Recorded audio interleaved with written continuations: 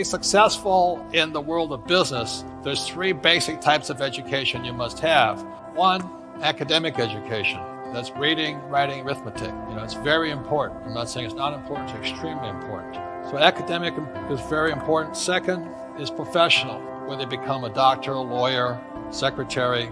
In my case, I had two professions. My first profession was a sailor. I was a third mate on board oil tankers. Again, it was a good profession. And the second profession was as a pilot, and most of my friends went on to become airline pilots. I just didn't want to fly anymore.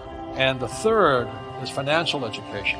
As a young boy, I realized that I could beat my friends over here if I understood this. In other words, I can make a lot more money here than these guys here.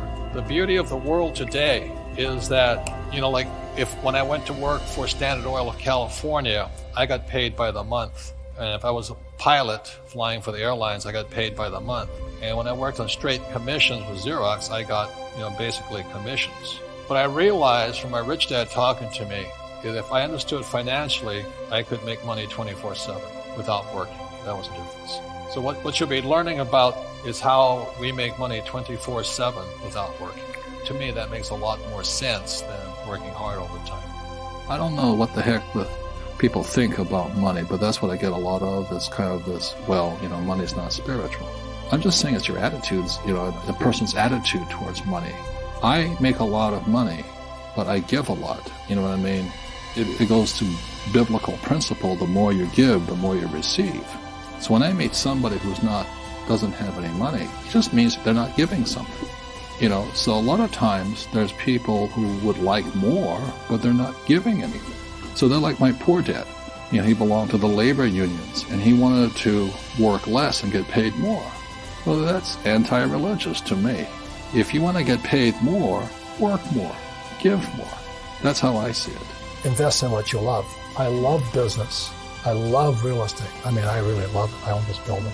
And I love gold and silver. So I invest in what I love.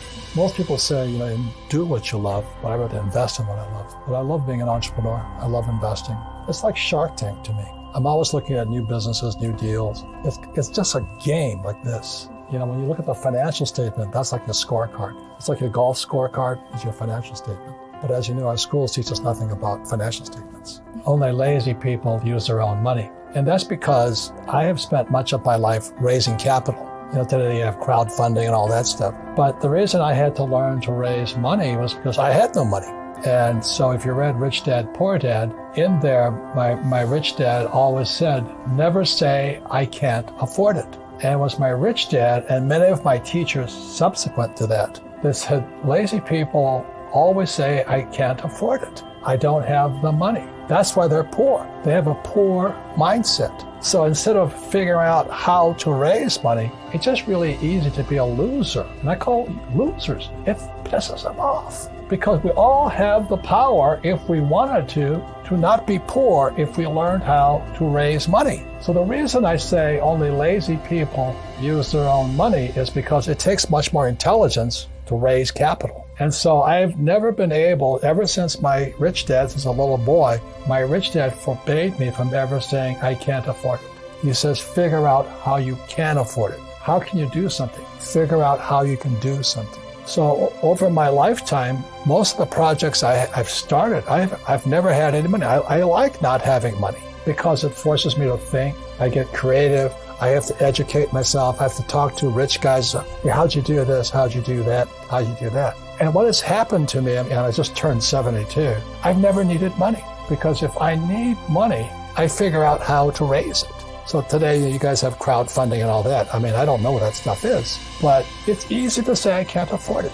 All the poor people say I can't afford it. All the poor people say, well, it's tax the rich. All the poor people are saying, well, give me a free education, free food, free schooling, free manicures, free pedicures. There's laziness. Why do they say only lazy people use their own money? Because lazy people always say I can't afford it. I can't do it. It's easy to say that. And that's why they're poor.